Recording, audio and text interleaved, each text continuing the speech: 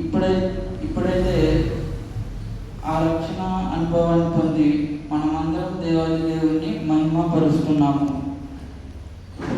ఈ రక్షణ భాగ్యం దేవుడు మనమందరికీ యేసు ప్రభు ద్వారా ఉచితంగా అనుగ్రహించాడు. అలాగే రోమా 3:23-24 ఏమంటున్నారంటే,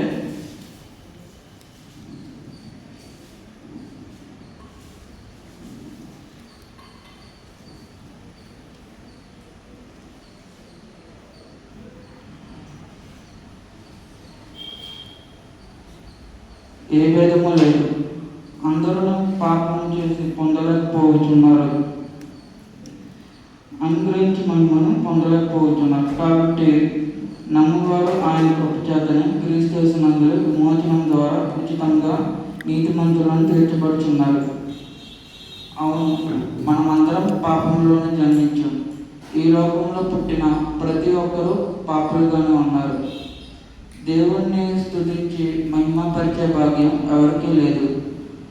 అయితే యేసు ప్రభు శిలువపై అనేక శ్రమలు అనుభవించి ఈ లోక పాపాలు సమాప్తం చేశాడు. దీనిని అనుగ్రహించి మహిమను ఉచితంగా రక్షణ భాగ్యం అనుగ్రహించాడు. అందుకే మనమందరము నీతిమంతులుగా తీర్చాడు. ఇప్పటికైతే ఆయనను అంగీకరించిన మనమందరం నీతిమంతులుగా తీర్చబడుచున్నాము.